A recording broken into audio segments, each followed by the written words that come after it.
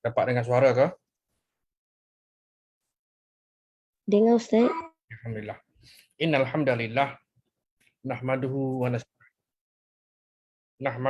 nasta'inuhu wa nastahdihi wa nastaghfiruh wa na'udzu billahi min syururi anfusina wa sayyiati a'malina. May yahdihillahu fala mudhillalah wa may yudlilhu fala hadiyalah. Asyhadu an la ilaha illallah wahdahu la syarikalah wa asyhadu anna Muhammadan abduhu wa rasuluh, amma ba'd.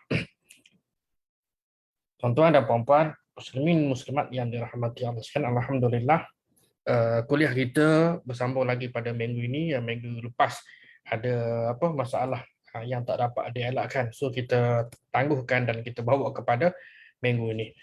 Baik, seperti biasa, wacana wahai orang yang beriman, ya ayyuhallazina amanu ini dibawakan kepada anda di mana sahaja anda berada, baik di Malaysia maupun di luar Malaysia, oleh Akademi Tadabbur Malaysia melalui penstreaman audio, platform Zoom dan juga Facebook Akademi Tadabbur Malaysia. Bagi kuliah ini, wacana wahai orang yang beriman ataupun ya ayyuhallazina amanu, insya-Allah kita akan bersiaran pada setiap hari Selasa jam 9 suku malam. Baik, pada minggu ini, siri yang ke-36, dia kena tolak dua. Artinya ayat yang ke-34. Dan malam ini kita akan melihat berkenaan dengan surah Al-Maidah ayat 51. Ayat ini berkenaan dengan suruhan Allah Subhanahu wa taala kepada allazina amanu, wahai orang yang beriman, kerana kita maklum apabila Allah menyeru kepada orang yang beriman, sudah tentu ada tanggungjawab yang mesti dilaksanakan oleh mereka. Sama ada tanggungjawab itu berupa hukum yang fardu ataupun wajib ataupun juga yang sunat. Baik, dalam konteks ini ialah suruhan agar tidak berikan ketaksetiaan ataupun bai'ah, loyalty kepada pemimpin dalam kalangan orang Yahudi dan orang Nasrani pada ketika itu. Baik, qala Allah azza wa jalla, firman Allah Subhanahu wa taala dalam surah Al-Maidah ayat 51, a'udzubillahi minasyaitonir rajim. Ya ayyuhallazina amanu la tattakhizul yahuda wan nasara awliya'a ba'duhum awliya'u ba'd wa man yatawallahum minkum fa innahu minhum innallaha la yahdil qaumaz zalimin. Ya ayyuhallazina amanu, wahai orang yang beriman, la tattakhizul yahuda wan nasara awliya, jangan kamu mengambil orang Yahudi dan orang Nasrani aulia. Menjadi aulia ini banyak tafsiran yang diberikan kepada perkataan wali, yang jamaknya adalah aulia. Baik, menjadi teman rapat, ba'duhum awliya'u ba'din, yang mana sebahagian mereka adalah teman rapat kepada sebahagian yang lain. Wa man yatawallahu minkum fa innahu minhum. Maka kata Allah lagi, sesiapa di antara kamu yang mengambil mereka sebagai pemimpin, fa innahu minhum, maka sesungguhnya orang itu minhum, daripada mereka. Innallaha, sesungguhnya Allah Subhanahu wa taala itu la yahdil qaumaz zalimin, tidak memberi petunjuk kepada orang yang zalim atau kaum yang zalim. Surah Al-Maidah ayat 51. Baik. Ayat ini sebagaimana disebutkan tadi menyeru kepada allazina amanu, dan kita kena ingat tuan-tuan, kita flashback balik dari sudut komposisi kaum yang berada di Madinah pada masa itu ialah terdiri daripada orang Arab dan orang Yahudi. Baik, orang Arab ada yang pribumi, maknanya kita kenali sebagai Ansar, setelah Hijratul Rasul, dan yang kedua ialah imigran, kan, ataupun istilah yang kita biasa dengar adalah muhajirin, kan, orang yang berhijrah. Mungkin bila sebut imigran ni orang nampak betul lah, kan, dalam bahasa Inggerisnya orang yang migrate, kan, yang berhijrah dari satu tempat ke suatu tempat yang lain. Kalau dalam bahasa Melayu apa dia, Abang Galih? Hijrah juga, hijrah mengambil perkataan Arab. Baik, tak mengapa. Jadi komposisi kaum tadi yang kedua ialah orang Yahudi. Orang Yahudi ini mereka ada dua agama, sama ada mereka itu beragama Yahudi ataupun juga beragama Nasrani. Dan begitu juga orang Arab. Sebahagian daripada Arab ini daripada Arab Yaman misalnya, ada yang beragama Nasrani. Dan Yahudi pun telah ada di Yaman. Bukan hanya sekadar mendiami Madinah dan kawasan sekitarnya, sebab dia satu bangsa yang dah desperate secara meluas. Baik, ini kerana orang Yahudi dan orang Nasrani adalah musuh kepada agama Islam dan juga menjadi musuh kepada kita umat Islam di sepanjang zaman. Ini realiti yang berlaku walaupun dalam konteks dunia hari ini, dunia moden pun, kan, tapi dari sudut kita ni bermusuhan. Bermusuhan ni janganlah kita ertikan asyik nak perang saja tak. Baik, ada beberapa faktor larangan terhadap pemilihan atau pelantikan orang Yahudi dan Nasrani ini. Antaranya ini kita tengok dari sudut latar belakang sejarah. Kan, latar belakang sejarah antaranya ialah disebabkan oleh kejahatan mereka. Kita tahu bahawa sebahagian Nabi dan Rasul diutuskan dalam kalangan mereka. Dan dalam kalangan Bani Israel. Mula daripada Nabi Ishaq. Mula daripada Nabi Yaqub alaihissalam. Kan, Yaqub, kemudian anak mereka Yusuf, dan daripada Yusuf itulah, daripada Yaqub itulah ada 12 anak dan melahirkan 12 suku, kan. Baik. Jadi kejahatan mereka membunuh Nabi dan Rasul sebagaimana yang kita baca dalam sejarah kenabian. Dan yang kedua ialah mereka juga menjadi satu golongan yang orang panggil batu api ke, dan meniupkan api permusuhan dalam kalangan umat Islam, tujuan untuk nak melagakan antara umat Islam. Bagi golongan Nasrani pula, mereka dilarang untuk diangkat sebagai pemimpin. Sebab apa?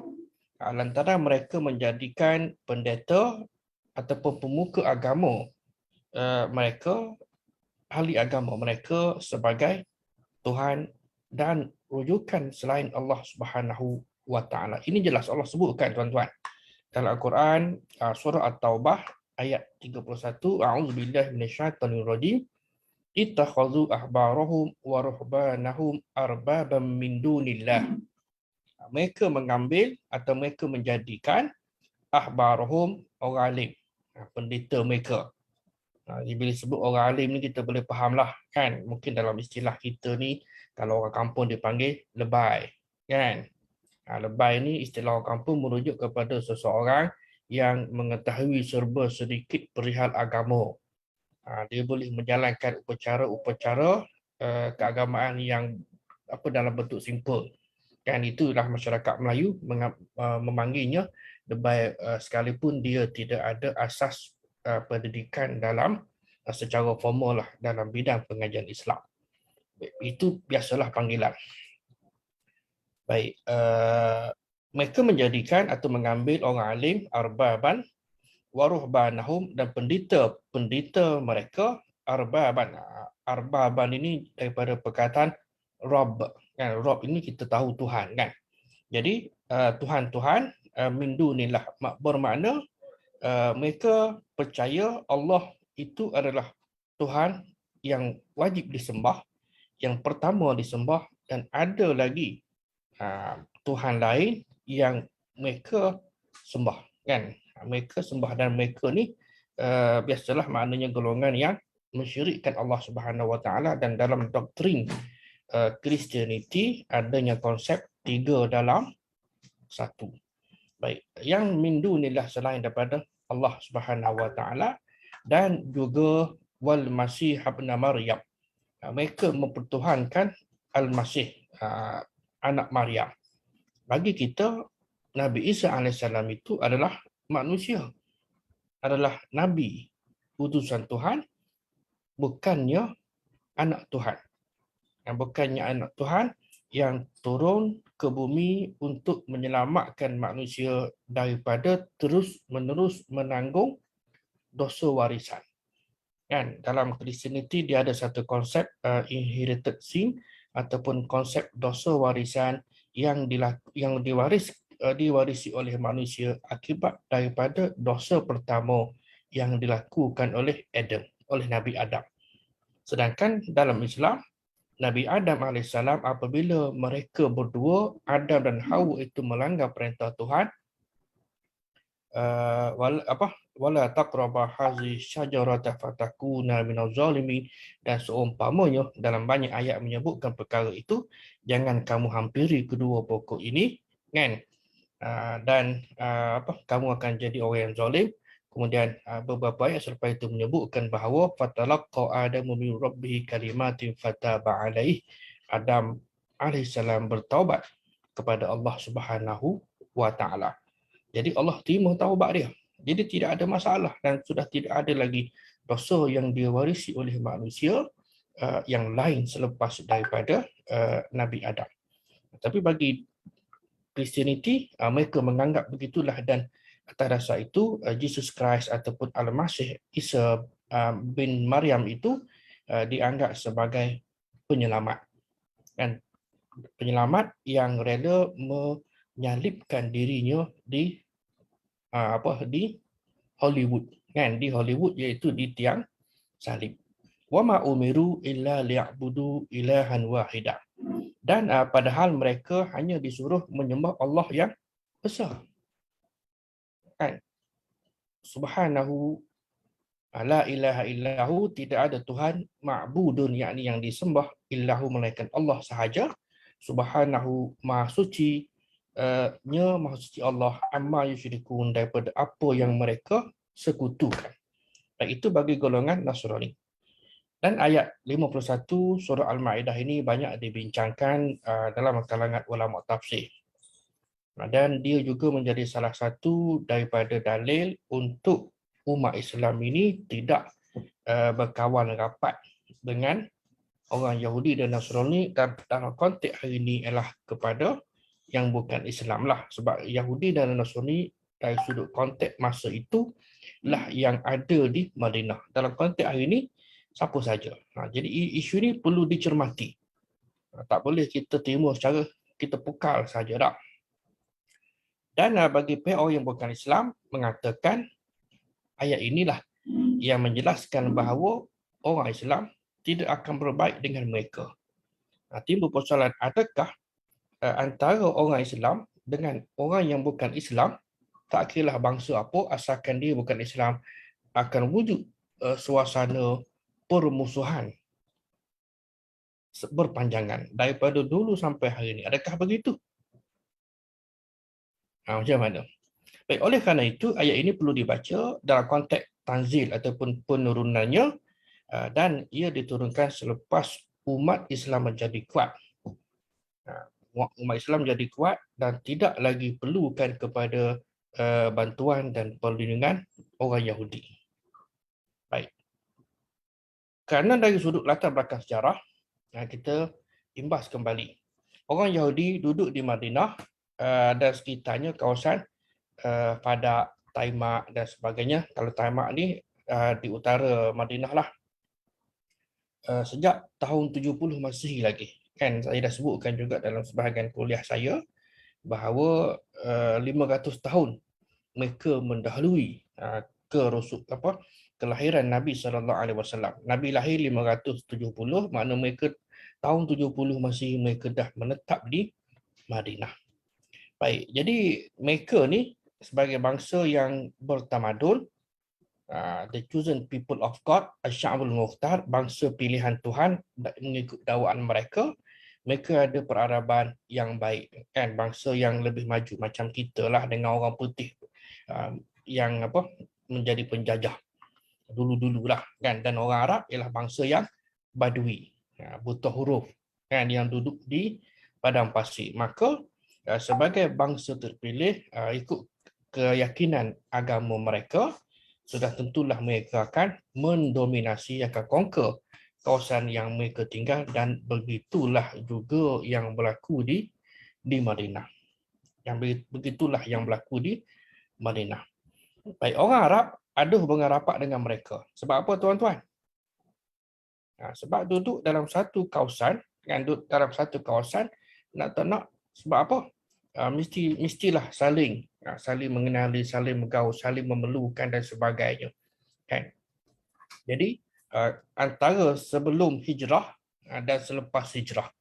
Baik, jadi hubungan yang rapat itu kerana orang Yahudi ini sebagai tadilah orang yang kaya, orang yang berpangkat, orang yang ada perniagaan besar, orang yang bijak pandai dan agama dan sebagainya.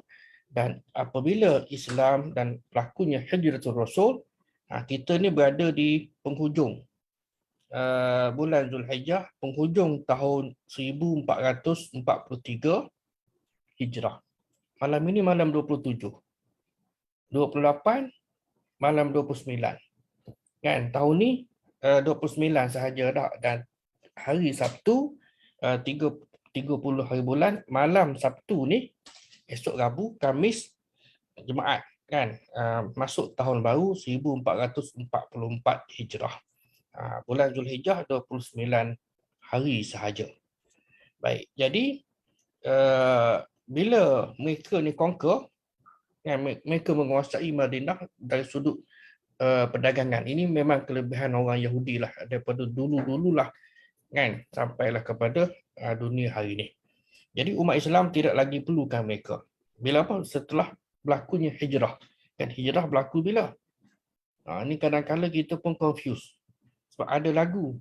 Sedangkan bila kita amati dari sudut fakta sejarah, Hijratul Rasul, Nabi memulakan hijrah meninggalkan Makkah pada tanggal, sebahagian riwayat menyebut 26 Safar. Kan, ada yang kata 28 Safar. Lepas bulan Safar, bulan kedua ikut kalender Islam, dan bulan ketiga adalah Rabiul Awal. So, Nabi sampai di Quba, di Quba maknanya masa itu hari ke-9. Kalau hari ke-9, kalau bertolak 26, kan? 26, 27, 28, 29. Ialah sebahagiannya mengatakan dalam lebih kurang 2 minggu perjalanan. Kan? Perjalanan sampai di Quba 9 hari bulan, dan sampai di Yasrib pada tanggal 12 Rabiul Awal. Jadi berlaku pada bulan Rabiul Awal, bukannya pada bulan Muharram. Dan hari ini saya kira ramai dah, alhamdulillah lah, kan, kita pakai kongsi-kongsikan bahawa Hijratul Rasul berlaku pada nak kira bertolak Safar, di hujung Safar, dan Nabi tiba di Madinah pada tanggal 12 Rabiul Awal. Maka oleh kerana Muharram itu bulan pertama, kan, jadi dikiralah sebagai permulaan tahun hijrah. Itu puncanya, kan. Kalau maknanya kalau kita ambillah sebagai satu perbandingan lah, kalau merdeka kita bulan 8, takkanlah kita nak sambut merdeka pada bulan Januari, kan. Jadi sudah tidak kena. Baik, begitulah cara ringkasnya. Dan apabila Nabi SAW berada di Madinah, 3 perkara awal yang Nabi lakukan bersama dengan orang Madinah daripada Ansar dan juga Arab tadi tu, Ansar dan juga Yahudi. Pertama ialah buat perjanjian, kan, piagam Madinah ni. Yang pertama ialah apa dia? Akhwa, mempersaudarakan antara kaum Ansar dan kaum Muhajirin. Dua-dua ni orang Arab, orang Islam, okey, kamu ni adalah saudara, kena saling membantu, terutama yang lokal, bantu yang yang imigran yang datang daripada Mekah sebab mereka meninggalkan segala harta mereka datang ke Madinah dengan sebatang kara. Bantu mereka dalam pelbagai lah. Kita tak cerita dari sudut ada sebagai sahabat sanggup mengorbankan harta, malah isteri pun sama dan sebagainya. Baik, yang selain itu ialah membina masjid kan, dan yang ketiganya ialah menggubal piagam Madinah. Menggubal piagam Madinah. Piagam Madinah ini ada 47 fasal dan 24 fasal berkenaan dengan bukan Islam dan 23 fasal berkenaan dengan Muslimin. Kan? Pada awalnya sahabat-sahabat pun bantah. Sebab bila tengok dalam piagam Madinah itu Nabi mention mana satu persatu kabilah spesifik yang memeterai perjanjian. Dia ada 3 yang besar kan? 3 yang besar iaitu Bani Nadir, Bani Qainuqa dan Bani Quraizah. Kan? Ini 3 yang besar lah tapi dia ada sub-sub dia. Sub-sub inilah maknanya disebut satu persatu. Supaya jelas akan perjanjian antara Rasulullah, umat Islam dengan kabilah-kabilah Yahudi ini. Tidak secara pukadak, maknanya sebut satu-satu kabilah-kabilah Yahudi yang memeterai perjanjian ataupun piagam Madinah untuk saling membantu menyokong akan pentadbiran Rasul sallallahu alaihi wasallam. Baik. Jadi akan tetapi lama kelamaan mereka tidak tepati janji. Bagaimana yang kita sebutkan pada minggu yang lalu, 2 minggu lepas kan. Jadi bila tidak tepati janji yang Bani Nadir tadi tu kan, yang sebelum ini. Jadi akhirnya pendek cerita mereka pun tak mau dan apa kita panggil tidak menepati perjanjian dan Rasul sallallahu alaihi wasallam menamakkan dan mengusir mereka daripada Madinah. Sebab apa diusir? Kerana mereka tidak patuh kepada perjanjian yang mereka tanda tangan ataupun meterai. Dan dalam pada masa yang sama, mereka bersekongkol. Sebab orang yang bukan Islam ni mereka akan sentiasa, terutama orang Yahudi. Kan? Yang Yahudi ni walaupun nampak baik depan kita, nak percaya tak tuan? Tak boleh percaya. Yang tak boleh nak percaya 100%. Jadi dia akan bersekongkol dengan golongan musyrik Makkah untuk menjatuhkan umat Islam. Dan pada masa yang sama ada juga perisik yang masuk. Kan? Perisik yang masuk dapatkan rahsia maklumat strategi bagaimana nak jatuhkan Islam. Dan perisik ini yang kita kenali, yang dikenali pada zaman itu sampailah hari ini ialah golongan munafik. Kan? Jadi atas dasar itulah tidak dibenarkan lagi kepada umat Islam untuk buat hubungan dengan mereka kerana memang orang Yahudi ini satu jenis manusia yang tak boleh nak percaya sama sekali. Baik. Dan ayat ini sebenarnya bukanlah bermakna tak boleh langsung. Kalau begitu tak boleh langsung lah. Tidak, jangan kita salah faham tu sebab beri pentingnya kita memahami konteks ayat. Kan? Konteks ayat sebab apa diturunkan dengan keadaan begitu. Jadi bila zaman berlalu, apakah ayat tidak relevan? Masih relevan, tapi perlu difahami dengan betul. Baik, bukanlah bermakna tidak membenarkan langsung umat Islam berkawan dengan orang Yahudi ataupun kita alihkan dalam konteks hari ini dengan non-Muslim. Tetapi secara luaran sahaja, bukanlah berkawan rapat dan jangan bergantung rapat dengan mereka. Ini kerana mereka akan mengajak kepada kemungkaran. Baik-baik orang yang bukan Islam pun, sebab apa? Dari sudut akidah memang tak sama. Kan? Tak sama. Walaupun mereka menentang kemungkaran. Kemungkaran dalam Islam tak sama dengan kemungkaran dalam agama dan kepercayaan mereka. Akar umbinya beza. Kita kok mana-mana pun kita tetap mengharamkan arak, judi, kan? Riba dan sebagainya. Apakah agama-agama yang lain turut menerima akan pengharaman benda-benda tadi? Walaupun sebahagian agama ada menyebutkan, kan sebahagian agama pun ada menyebutkan, tapi mungkin pandangan tadi itu adalah atas pandangan personal. Baik, jadi mereka juga sentiasa cari peluang untuk nak jatuhkan kita. Kalau mereka dapat maklumat rahsia, mereka akan gunakan. Baik, jadi dalam hal ini Imam Ibn Katsir rahimahullah dia cerita satu kisah bagaimana Khalifah Omar bin Al-Khattab ketika zaman pemerintahan Omar Al-Khattab ni tuan-tuan. Kan? Ada dalam tafsir dia.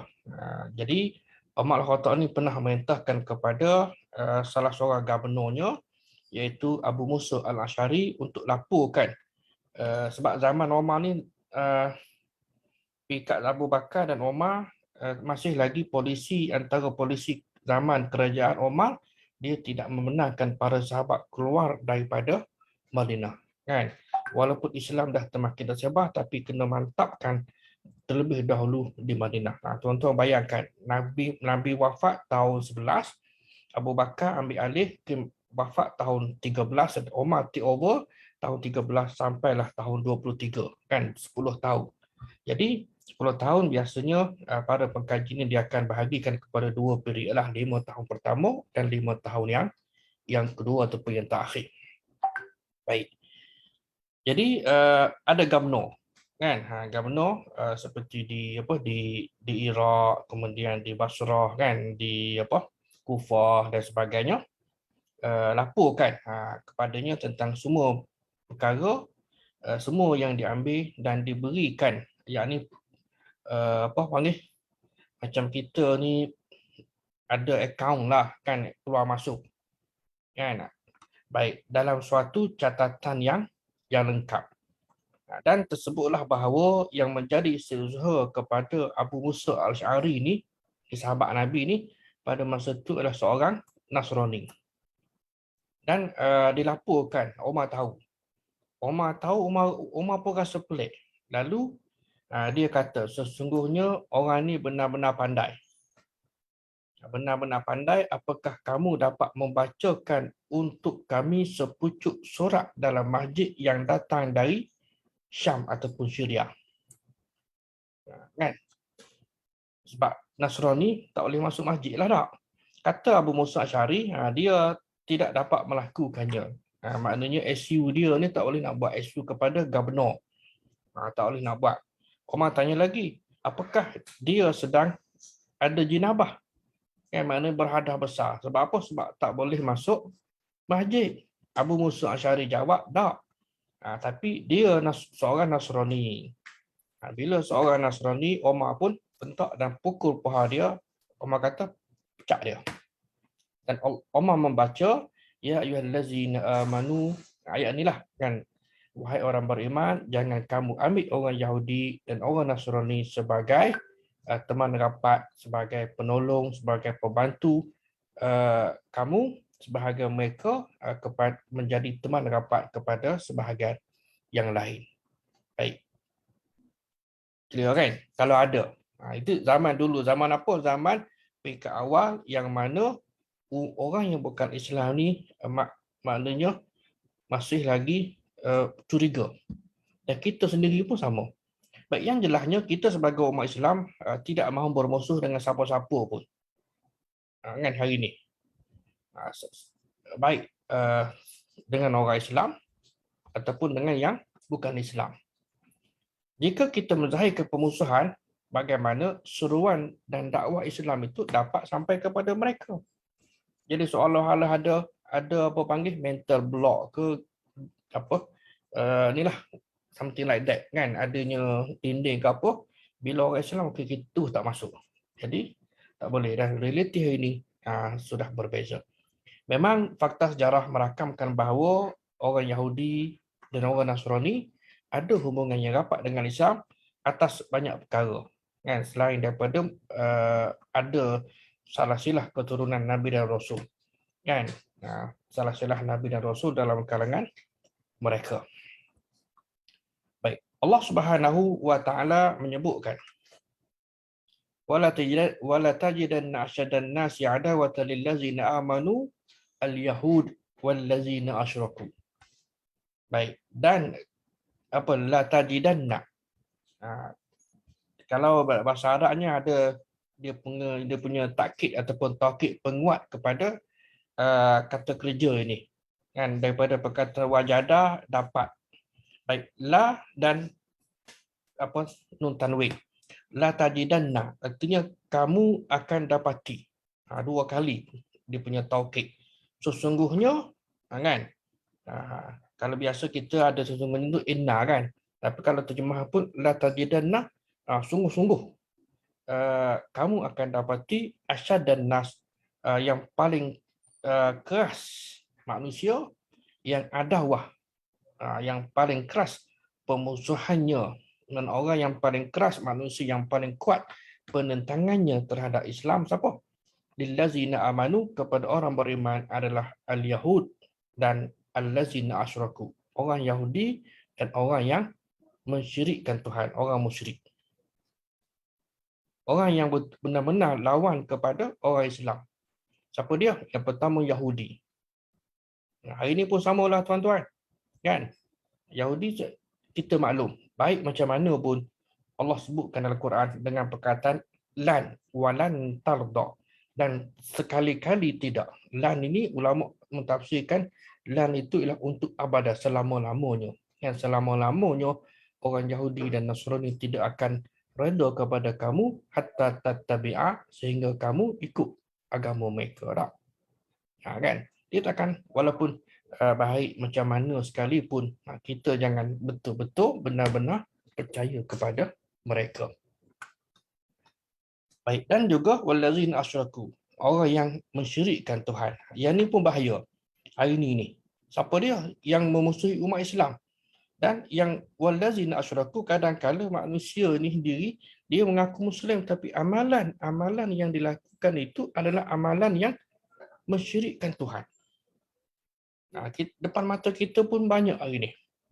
Yang mengaku Muslim. Kan? Tapi kita tak boleh nak cepat menuduh, cepat mengatakan. Tapi dari sudut sifat-sifat ciri-ciri musyrikin itu ada. Kan orang yang mengamalkan contohlah kata amalan tangkal, kan percaya kepada tangkal, kan dan sebagainya membawa kepada amalan khurafat, syirik dan sewaktunya. Baik, wala tajidanna aqrabahum mawaddah. Dan Allah tegakkan juga kamu akan dapati sesungguhnya kamu akan dapati aqrabahum. Kamu dapati orang yang paling dekat persahabatannya dengan mawaddatul lillazina amanu dan orang beriman allazina qalu inna nasara. Dan sesungguhnya kamu dapati orang yang paling dekat persahabatannya dengan orang yang beriman ialah orang yang berkata inna nasara. Kami ini orang Nasrani. Kami ini orang Nasrani. Mungkin bagi mereka menghujah kan dalam konteks hari ini pun sama juga dengan konteks pluralismenya. Kita kan daripada agama yang sama, daripada punca yang sama, cuma manifestasi saja yang berbeza. Tak, cara berbeza menuju jalan, menuju tempat yang sama, jalan saja berbeza. Kan saya tegaskan bahawa dalam perbandingan agama saya pun belajar dulu-dulu kan. Jadi sejak apa mutaakhir ini dalam banyak tahun kebelakangan ni saya terfikir bahawa agama Nasrani dan agama Yahudi muncul lahir akibat daripada tokok tambah pemuka agama mereka. Sebab apa? Kalau tidak ada tokok tambah, nescaya agama Yahudi dan agama Nasrani tidak wujud. Tak ada.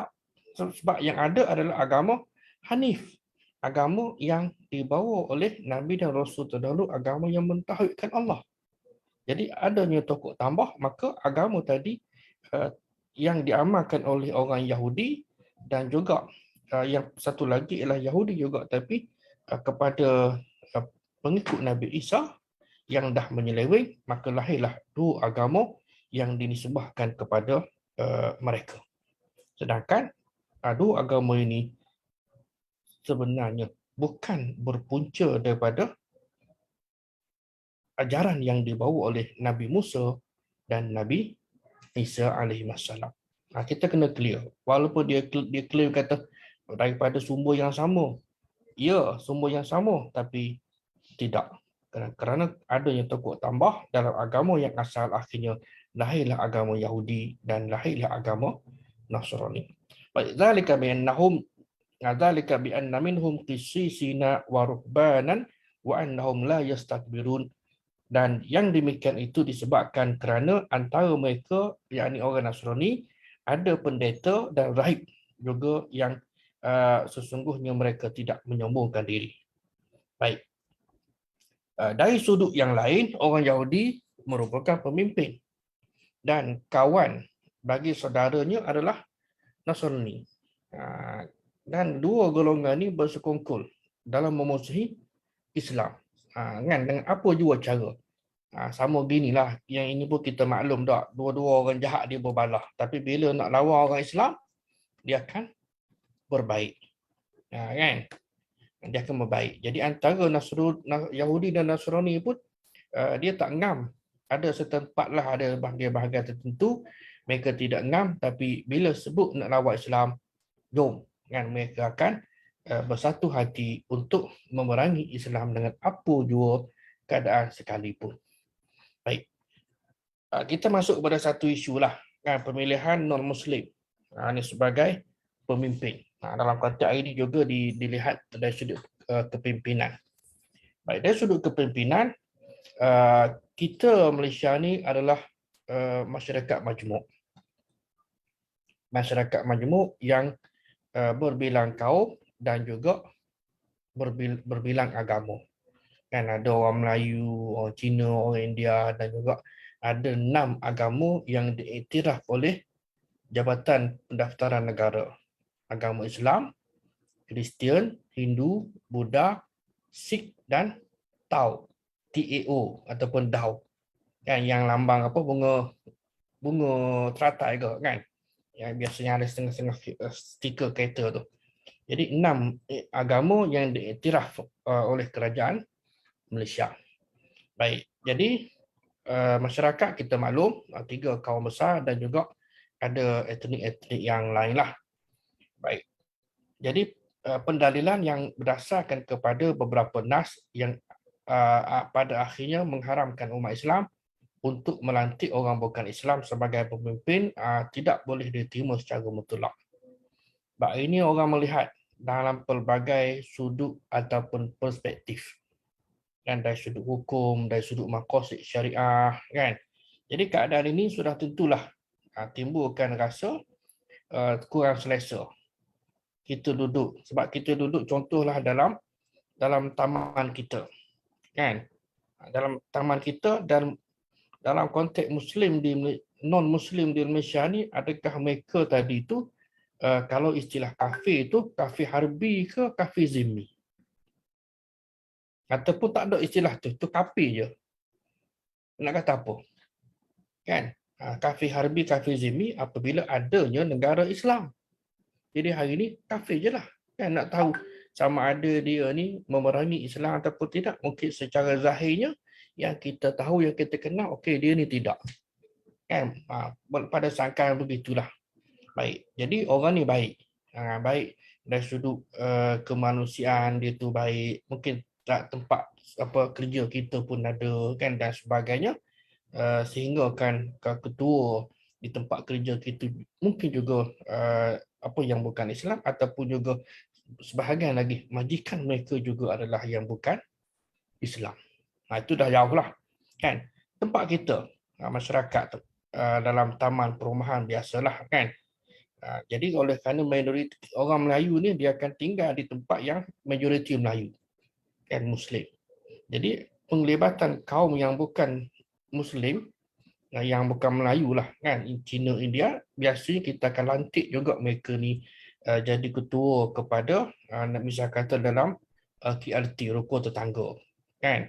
Sama ada dia jadi bendahari ke penolong setiausaha misalnya, satu penduduk ke whatever lah kan. Jadi apakah boleh dilantik kan, ataupun dia jadi pengurusi satu penduduk, boleh tak kan? Dia menjadi pemimpin. Inilah menjadi polemik itu di peringkat kecil.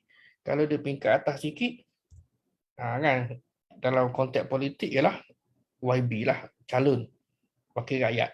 Baik di peringkat Dewan Undangan Negeri maupun di peringkat Parlimen. Isunya boleh tak boleh? Kan? Benda ni pun orang jadi apabila dipolitikkan, hancur, kacau. Jadi keadaan ini timbulkan kekacauan dan selain melebarkan jurang agama dan membawa imej buruk kepada Islam. Baik, pembentukan sebuah kerajaan yang terdiri daripada Muslim sahaja dalam sebuah masyarakat majmuk biasanya menghasilkan suatu natijah yang tidak berapa kondusif lah, tidak sihat. Sebab apa? Sebab kita nak tahu juga apa keperluan. Dan juga dari sudut non-Muslim pun ada hak. Kan ada hak. Dan dalam hari ini ramai penulis sejak zaman berzaman, kan, terutama era moden ini, beberapa tulisan seperti Dr. Muhammad Imarah daripada Mesir. Kemudian Dr. Muhammad Salih Al-Ewa. Kemudian yang banyak dirujuk juga adalah pandangan Dr. Yusuf Al-Qaradawi dan lainlah, kan. Baik. Jadi antara yang disebutkan di sini ialah menurut Dr. Yusuf Al-Qaradawi, golongan bukan Islam juga ada hak untuk menjawab jawatan dalam di peringkat negeri ataupun negara. Kan?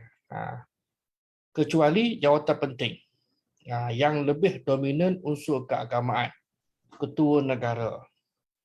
Ketua negara ni barangkali tidaklah, mungkin juga ada halangan dari sudut perlembagaan, kan, baik menteri besar ataupun Perdana Menteri.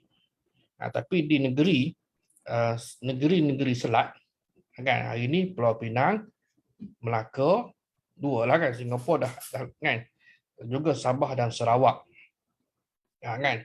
Jadi dia tidak sama dengan keadaan di negeri-negeri Melayu bersekutu dan negeri-negeri Melayu tidak bersekutu. Adakah lagi negeri Melayu dan bersekutu tetap bersekutu ni? Mungkin kalau orang lama dia faham. Maknanya sebahagian daripada negeri ini meletakkan syarat akan kepimpinan utama di peringkat negeri mestilah diterajui oleh orang Islam begini lah. Mungkin ada syarat dia di dalam perlembagaan batang tubuh negeri. Baik, jadi untuk nak pegang jawatan ketua negara ataupun ketua negeri, kan, kalau negara ni yang lebih besarlah panglima tentera, ketua hakim, kan, penghakiman antara orang Islam dengan yang bukan Islam, kemudian pengurusan zakat. Kita pernah ada ketua hakim tak adalah, ada ke? Saya tak pasti. Kalau AG ada, kan. Jadi benda-benda sebeginilah timbul isu, boleh tak boleh. Adapun jawatan-jawatan yang selainnya maka harus bagi bukan Muslim untuk pegang. Jika syarat-syarat kompetensi ataupun kelayakan ataupun kecekapannya tadi itu dari sudut amanahnya, dari sudut setia kepada negara ada. So boleh saja dari sudut merit yang mereka ni layak, sama ada hakim, kan, di pelbagai terutama yang mahkamah tinggi lah, kan, Mahkamah Agung dan sebagainya. Kalau dari sudut undang-undang membenarkan, tidak ada masalah, kan. Mungkin bagi kita tak boleh, kita nak juga pegang ini mesti orang Islam, kalau tidak wasak. Baik, bahkan beliau juga turut berpandangan bahawa tidak ada masalah untuk lantik bukan Islam sebagai timbalan presiden sebuah negara, kan. Baik, seperti Sudan. Berdasarkan pandangan yang diberikan oleh Dr. Yusuf Al-Qaradawi ini menunjukkan bahawa kepakaran daripada golongan bukan Islam juga diperlukan dalam pentadbiran selagi mana ia bertepatan dengan syarak dan tidak bercanggah atau menyalahi syarak. Dia ada pro dan kontra. Kan, kalau kita teliti tuan-tuan, zaman kerajaan Osmaniyah, ada Perdana Menteri dilantik itu beragama Kristian. Ada pro dan kontra lah, kan? Nak kata setuju 100% tidak, tak setuju pun tidak. Tertakluk kepada keadaan dan suasana. Baik, non-Muslim ada hak untuk menyumbang suara. Kita tengok dalam konteks sistem demokrasi hari ini. Sistem demokrasi hari ini, orang lebih terbuka. Kan? Kalau di peringkat sektor pekerjaan pun begitu. Kenaikan pangkat kalau dia layak. Tapi biasalah. Tapi maknanya kalau yang bukan Melayu ni daripada awal lagi, sejak sekian lama lah mereka tidak menyertai sektor apa kita panggil public sector ni, perkhidmatan awam. Ada pun tak ramai, boleh bilang tak. Begitu juga dengan polis. Ada tak juga tak ramai yang bukan Melayu jadi join polis.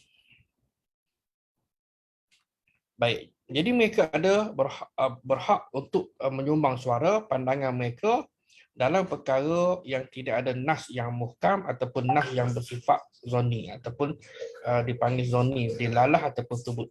Maknanya selagi mana nas tadi itu tidak secara qat'i boleh. Dan mereka ada hak untuk perwakilan. Ini yang kita tengok hari inilah dari sudut perwakilan ahli-ahli yang berhormat. Boleh tak boleh antara dua calon, contohlah kalau dua lah kan ataupun lebih yang bertanding dalam pilihan raya. Whatever pilihan raya lah kan. Pilihan raya ni apa pun, kita nak pilih yang mana. Jadi kalau sentimen ditiupkan sentimen kaum, sentimen agama, maka okey pilihlah yang beragama walaupun teruk sekalipun. Kan? Tapi kalaulah calon yang bukan Islam ini jelas tertonjol dari sudut credibility himmah, mungkin di satu pihak lain dia akan tunjuk akhirnya gaduh. Macam mana? Benda ni pun susah untuk nak diselesaikan. Mungkin bagi sentimen orang Islam, mana-mana pun dia akan letak, dia akan pilih calon Islam dan yang bukan Muslim juga sama.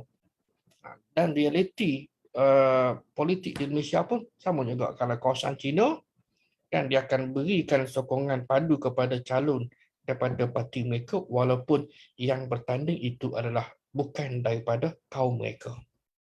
Contoh, kan? Lebih kepada sentimen yang juga ada kolateral ataupun pakatan politik. Tak kira sama ada dengan BN ke, PN ke, PH ke, kan? Masing-masing ada pakatan yang tersendiri. Baik, mereka berhak ada wakil dalam Dewan Perwakilan. Kalau di Kelantan tu okey, tak ada wakil Siam tapi kerajaan negeri melantik kan wakil daripada masyarakat Siam. Kan sebab mereka tu golongan ataupun kaum yang minoriti. Meletak ni ada kawasan di beberapa tempat di kawasan Tumpak ni. Dan juga di kawasan di Aril dalam Kota Baru di hujung dekat dengan Pauh 5 di Kelantan lah. Kemudian selagi mana bilangan wakil rakyat Muslim itu majoriti. Kan? Kita tengoklah hari ni, tengok berapa komposisi. Dan bagi Dr. Yusuf Al-Qaradawi, prinsip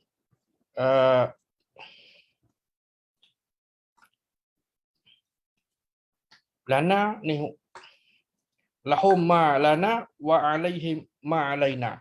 Terpakai dalam keadaan ini di mana orang Islam dan bukan Islam saling berkongsi hak perlindungan yang sama dan tertakluk kepada undang-undang yang sama kecuali dalam kes-kes yang tertentu.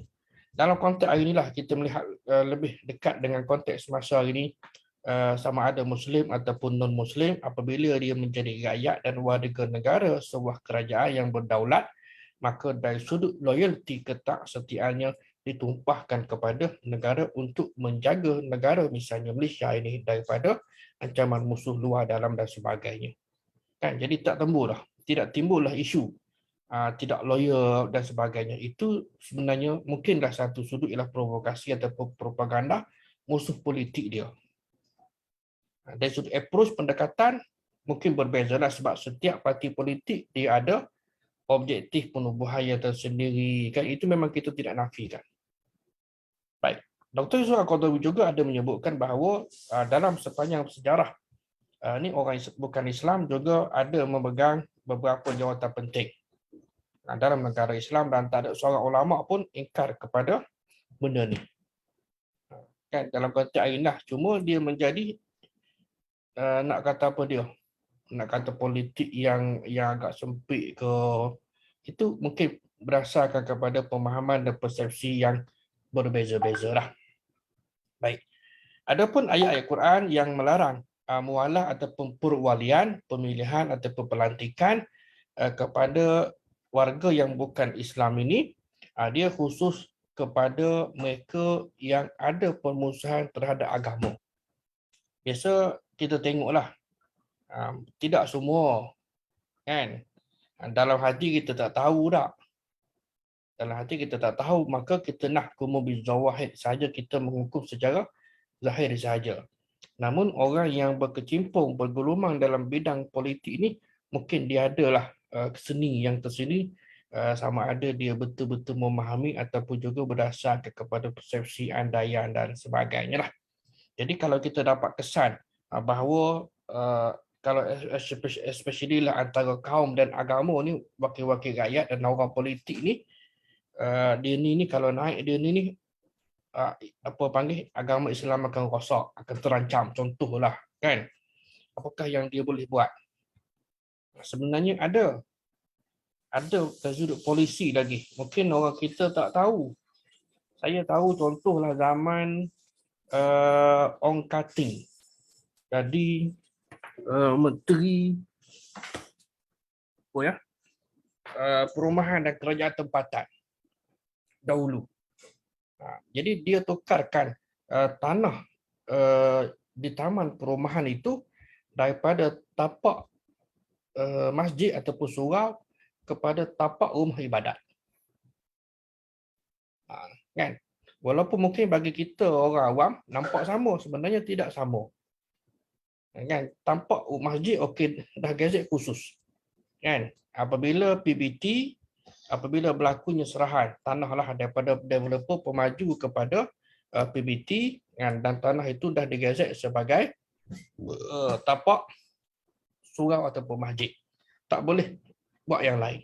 Tapi apabila digazet sebagai tapak rumah ibadat, tengok majoriti. Siapa yang majoriti kawasan tadi? So, first come first serve. Siapa yang cepat apply dengan PBT untuk nak bangunkan rumah ibadat, maka mereka akan dapat. Ini contoh yang berlaku. Kan? Sebagai contoh. Supaya kita nampak. Kan? Kan? Agak-agak boleh clear lah benda-benda yang sebegini, sama ada melalui parti politik tertentu ke, A, B, C ke, itu permainan orang yang bukan Islam. Dan sejauh mana pula kuasa yang ada terhadap menteri dan juga jemaah menteri untuk nak membatalkan keputusan yang dibuat oleh sesebuah kementerian tadi. Kan? Contohnya. Dia kadang dia banyak benda lain yang saling berantaian. Baik. Sebagai kesimpulan, tegaknya kita sebagai allazina amanu, orang yang beriman, bila mana Allah serukan, kan, ya ayyuhallazina amanu, dalam ayat yang kita bacakan tadi, la tattakhizu, jangan kamu ambil orang Yahudi dan Nasrani ini aulia, kan, sebagai pemimpin, sebagai kawan, sebagai teman rapat dan sebagainya. Kita cubalah hindarkan seboleh mungkin, kan, untuk jadikan mereka sebagai kawan rapat. Kalau ada orang Islam yang lebih kita yakini, yang lebih kita percaya, maka kita sewajarnya berusaha melaksanakan tuntutan amar ma'ruf nahi mungkar dalam setiap aspek kehidupan kita. Nah, juga kita seorang mukmin wajar menjadi contoh teladan yang terbaik kepada siapa sajalah, kan, sama ada kepada muslim ataupun kepada bukan muslim. Dan jika secara teorinya, konseptualnya, kita sebagai orang Islam ni dapat merealisasikan konsep hamba dan konsep khalifah. Hamba artinya hubungan kita dengan Tuhan, Dan khalifah artinya hubungan yang mendatar, hubungan kita sesama manusia, kan, alam dan sebagainya. Dalam segenap kehidupan kita niscaya masyarakat tempat tinggal kita ni akan menjadi aman damai. Sebab apa? Sebab majoriti masyarakat yang nakkan kepada kehidupan yang aman damai dan sejahtera. Sehingga kan yang bukan Islam pun, di sinilah ruang dakwah, kan, ruang dakwah kepada kita untuk kita tunjulkan akan keunggulan dan kebaikan agama Islam itu. Bukannya sebagai agama yang sikit-sikit nak bunuh, sikit-sikit nak perangi mereka, kan, kerana salah faham ataupun juga pemahaman yang sempit ataupun yang tidak meluas terhadap konsep ayat ini, kerana latar belakang ayat diturunkan sebab apa? Sebab umat Islam pada ketika itu masih lemah dan perlukan sokongan bantuan daripada Yahudi dan Nasrani untuk menghadapi golongan Yahudi dan Nasrani yang lain, mana kabilah-kabilah, kan, untuk menghadapi kabilah-kabilah yang lain. Jadi itulah dia. Maknanya hari ini kalau ditanya soalan, boleh tak kita nak dalam konteks politik pilihan raya lah, kan, ataupun kepada masing-masing, sebenarnya tidak jadi isu pun. Tak jadi isu pun sekiranya calon tadi itu benar-benar layak, kan, kerana dia ni mampu. Kalau begitu, nantikan puak dia, parti dia menang belaka. Itu ikut pandai tuan-tuan lah, kan. Ikut pandai tuan-tuan lah tak. Jadi atas dasar tadi tu, kan, nantikan wakil rakyat ataupun calon-calon daripada parti dia menang belaka. Kerana kawasan semua untuk undi dia. Terpulanglah nasiblah kepada pihak pengundi yang nak menentukan ataupun nak memilih siapakah yang akan menjadi wakil kepada mereka. Dalam konteks kehidupan kita hari ini pun, sekali lagi ditegaskan bahawa kita bukan untuk bermusuhan dengan mereka yang bukan Islam, kan, sebagai konteks semasa hari ini, malah kita hulurkan tangan dan peluang dakwah yang lebih meluas lagi untuk kita tunjulkan keindahan Islam. Jadi saya kira sekarang itulah, jam 10.15 malam, dan seperti biasa, siapa yang nak bagi ataupun nak menyumbang infak fi sabilillah ini, bolehlah berbuat demikian pada akaun Akademi Tadabbur Malaysia sebagaimana biasa. Baik, kita ini berada pada bulan Muharram. Berada pada bulan Zulhijjah, kan. Bulan Zulhijjah ini antara bulan haram. Bulan haram artinya bulan yang diharamkan untuk memerangi musuh, kan. Tak boleh berperang. Baik, bulan haram ada 4, yang 3 berturutan, Zulqa'dah, Zulhijjah dan Muharram, dan yang single adalah bulan Rajab. Jadi Imam Ibn Katsir rahimahullah ada menjelaskan berkenaan, dan ditanyalah, dia menjelaskan kalau amalan apakah dosa itu digandakan. Dia jawab ya. Kan, amalan digandakan. Ya, cuma gandaan pahala dan dosa itu tidak disebutkan berapa kali lipat. Kan, berapa kali lipat. Kita tak tahu. Kalau misalnya beramal dalam bulan Ramadan, Lailatul Qadri khairum min alfi syahrin, lebih baik daripada 1000 bulan. Maknanya jika Allah Ta'ala terima amalan seorang yang beramal pada malam Al-Qadar itu, minimum dia akan dapat 1000 bulan. Minimum. Mungkin orang yang kedua akan dapat 1001 ataupun 1100, 1500. Adapun amalan dosa dan pahala yang dilakukan oleh seseorang dalam bulan-bulan haram, termasuklah juga kita bulan Zulhijjah ini, diberikan lipat kali ganda, tapi tidak disebutkan berapa kali lipat. Kan, berapa kali lipat. Jadi Allah nak menguji hamba-hambanya yang bertakwa, kan, untuk memberikan segala, untuk melakukan amal kebaikan. Dalam arti kata yang umum, mudah-mudahan amal kebaikan tadi itu dapat ganjaran yang setimpanya. Dan sebelum kita berhenti tuan-tuan, nak tanya tuan-tuan, kalau berada di Mekah, amalan apa yang paling utama untuk dilakukan? Jawapannya, solat. Sebab apa? Solat di Malaysia dapat 1. Kan, solat di Madinah dapat 1000. Solat di Masjid Aqsa dapat 1. Dapat 500.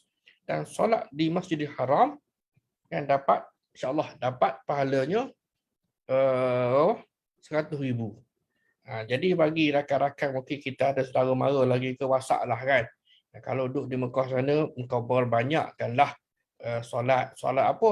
Solatlah apa solat-solat yang disyariatkan. Mudah-mudahan kebaikan yang dilakukan tadi. Satu nisbah dengan 100,000. Bayangkan kalau solat sunat. Macam-macam Allahu Akbar. Aku qauli hadza astaghfirullahalazim bi wa lakum. Wassalamualaikum warahmatullahi wabarakatuh. Dan kita jazakumullahu khairan katsira. Terima kasih atas sokongan dan perhatian tuan-tuan dan puan-puan sekalian. Kita tangguhkan majlis ilmu kita ini dengan tasbih, kafarah dan suratul As. Wallahu a'lam. Assalamualaikum warahmatullahi wabarakatuh. Ustaz. Terima kasih Ustaz. Sama.